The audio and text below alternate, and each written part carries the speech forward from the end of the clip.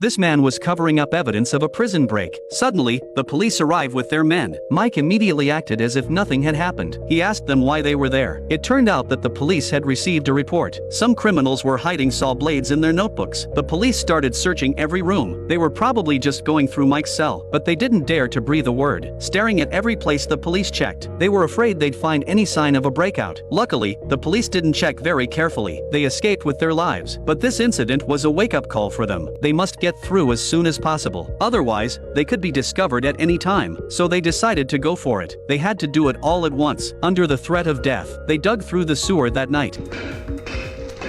And this guy's banging and banging and banging. Suddenly he finds a small hole, and he's so excited, he tells John.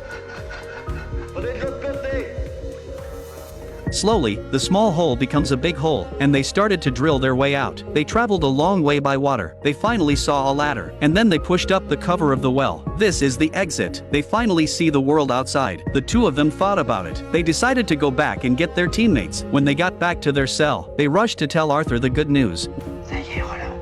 When Arthur heard the news, Arthur's eyes did not flicker with emotion, but he decided to run away with the others tonight. He even drew lots to see who would lead the way, but to everyone's surprise, this is the sudden visit of the police. They took John straight out. Soon he went to the warden's room. According to the notice the warden received, John's accuser has now dropped the charges. He'll be released within a day at the most. When he heard that, John suddenly lost his composure, but the warden noticed. Back in his cell, John told his companions that the charges had been dropped, and when they heard it, they asked him straight out, did he tell them about the escape tonight? John hastened to say firmly that even if he was released, he'd still have to get out on his own. His companions looked at him with sincere eyes, and finally chose to believe John. Everyone started shaving and combing their hair. Everything was ready. We can move the cardboard and get out of here. Suddenly, they realized there were a lot of cops. They're all watching from the doorway. What the hell is going on? The man was dumbfounded. At the same time, John's mouth dropped open in shock. The police broke down the door. They grabbed them all at once, and stripped them of their clothes, and made them stand against the wall. John came out of the house, but the warden put him in a separate cell. His companion turned to him and told him something.